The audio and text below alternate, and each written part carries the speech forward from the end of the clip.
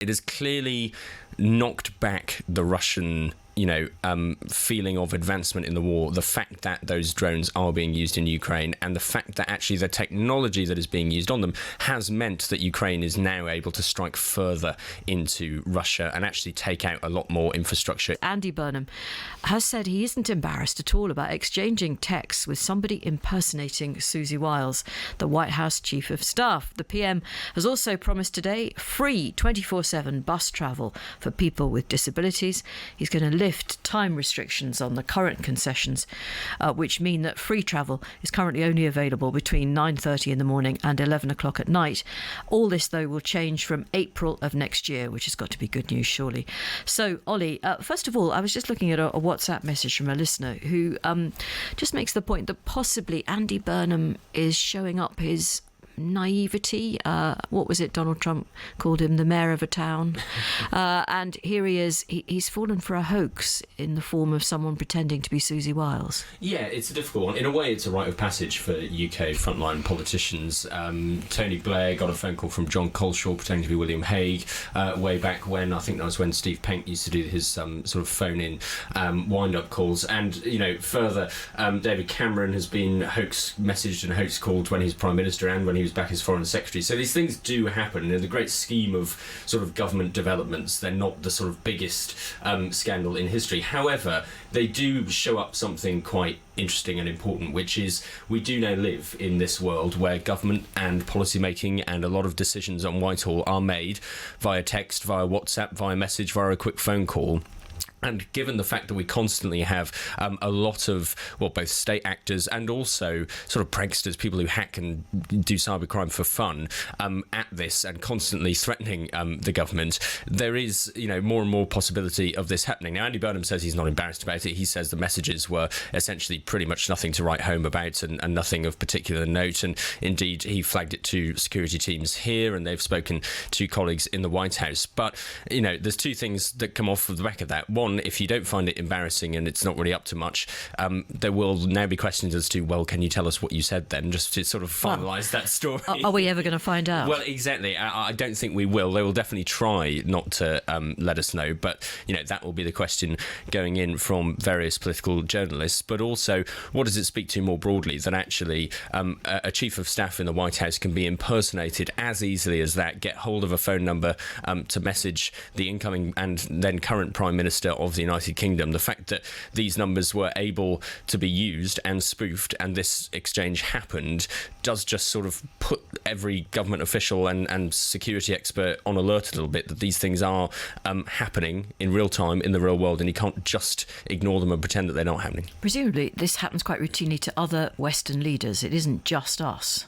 Yeah, and I've actually been through a thing with an ethical hacker where they show you how to spoof a phone number and they sort of pretend to text you from one of your bosses or one of your colleagues and that sort of thing. It's actually sort of, if you are au fait with this, a fairly easy trick to pull. And there are lots of these things happening all the time, not just sort of massive state actors or massive state threats or huge security concerns, but also a lot of hackers and cyber criminals who are doing it for fun. A group of people just sort of doing it for a laugh and seeing how far they can get. So these things are real, they are active, they happen across Europe and in the US. We also know that Susie Wiles, the chief of staff to Donald Trump, who's been involved in this, there was an investigation by the FBI recently, and I think it's still ongoing, into her phone actually being hacked and some of her contacts being hacked as well. So there are constantly these threats, and the issue with modern government is that more and more of it is done just on your mobile. Yeah, but Putin's not been hoaxed, has he, or hacked?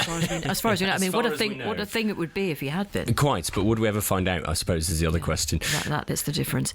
Let's talk about the buses. Many charities have been campaigning for exactly this for so many years. That cut-off time of 9:30 in the morning, it was a real issue, because if you're working, and it's still fairly traditional, isn't it, to start at around 9, that was just impossible for you. Yeah, exactly. It's one of those things, those slogans that have been used by campaigners for some time, which is, just because you're disabled doesn't mean you live an off-peak life. This idea that essentially, yes, we will help and subsidise your life a little bit, but not to the same extent that you can live what people would call a sort of normal routine day in, day out, without being sort of burdened by the costs of that. So this is an interesting move from Andy Burnham. It's something that he put in place. It'll be no surprise to anyone when he was Mayor of Greater Manchester in the city there. He's now sort of rolling out across the country. And it all sort of comes together. It might not seem like much, and it's £60 million, which is a sort of rolling figure. It's not just a one-off payment. It's not very big in terms of government spending, £60 million, but actually, if you look at the issues we're tackling as a country at the moment, the fact that we have a lot of people unable to work or get into work, we have huge amounts of jobs just not filled by various people across the country. We have more and more people out of work with no need to work, and actually solving those day-to-day hurdles to get over does contribute to something more widely. There's also the announcement today, you wait for one government announcement about buses and then you follow the rest. Yes, exactly. But the West Midlands, the Mayor of the West Midlands, Richard Parker, has been given the powers to publicly take over the bus system in that region as well. So a couple of bus announcements from Andy Burnham. Safe territory, I would say, politically for him. But these are the things that people do interact with day to day, and that shouldn't be forgotten. No, absolutely not. There can't be too many carpers about the bus travel for people with disabilities, surely. No one's criticised that, have they? No, I haven't seen any criticism at all, actually, all day. And actually, there's sort of two things in that. One, that this announcement hasn't been particularly prominent. It will be a big win for the people it affects, but it's not sort of, huge change and step change in government ideals or the way Andy Burnham is governing. It doesn't tell you very massively what his priorities are for public service. But also, like you say, this is a campaign that's been going on for some time. It's being funded by Department for Work and Pensions and the Department for Transport jointly.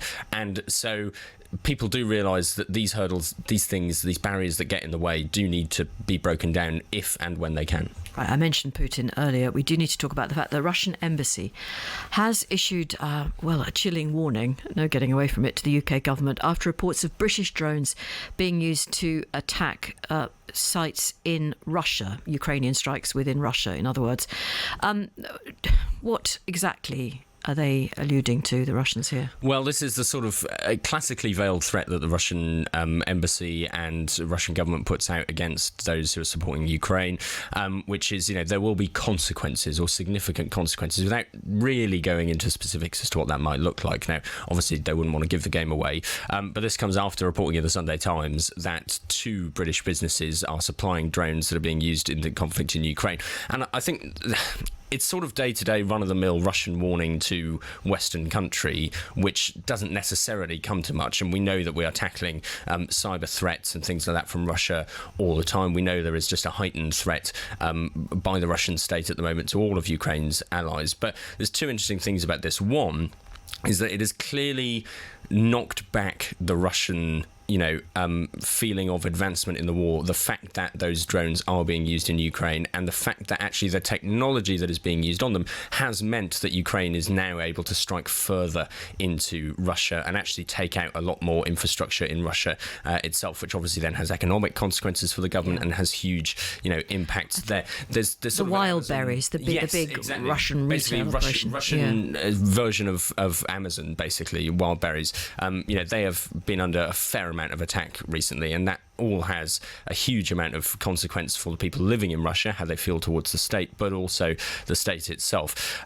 There's also an interesting element to this, which is the first real test of Andy Burnham being Prime Minister that Russia is sort of putting on him. They haven't necessarily seen a lot of what he's got to say on the world stage. They've not necessarily seen a lot of what he's had to say about Ukraine, the Ukraine conflict. So they are just sort of pressing the flesh slightly and putting out that warning to make sure that Andy Burnham doesn't forget, while he's a new Prime Minister and is trying to sort out things abroad, things at home, that there are huge things happening abroad, and Russia is not going to be helpful in that. And trouble at reform. I mean, it's not the first time, and I suspect it won't be the last, but what's happened now? Yeah, so this is the story of Tim Montgomery, who long-time listeners to Times Radio will be aware of as a sort of commentator. He founded Conservative Home, the sort of Conservative Party news website, and then he left the Conservatives to join Reform UK last year. And what's really interesting about this story is he's now been kicked out of the party. They've suspended his membership because he has spent the last few weeks and last few months, he did say when he joined the party, in a sort of warning to Nigel Farage that, look, I'm on board with the Reform Party and the way that it's going, but I will say things that are unpopular occasionally, and I will, say what I think at moments. That seems to have come to a head where the party has decided you've said enough things that we don't like, so you have to go. The party is saying that essentially, if you're going to, this is a party that is allowed to have disagreements, but they should happen behind closed doors. The fact that Tim Montgomery has said a lot of stuff publicly about Zia Youssef, the Home Affairs spokesperson, Nigel Farage as one of the direction of Reform UK over the last few weeks seems to have contributed to this. But what it tells you, sort of in a much bigger way, is how Reform UK feel like they can and should operate as a political party. If you go online, if you go to members' meetings of any mainstream political party, you will find people with different ideologies, a broad spectrum of ideas who will disagree with the leadership on one thing, but, agree on another thing. But they're sort of joined together by a joint ideology. Disagreement is allowed among members. There's a thing, as we know, frontline politicians have collective responsibility, that they've got to toe the party line and move forward. And if they do speak out, they might get sacked. But the idea that Reform UK is now just willing to get rid of a party member, Tim Montgomery was a known person. Yeah, people knew his name. But he was essentially just a member of the party who appeared on media now and then, but not really as an official spokesperson.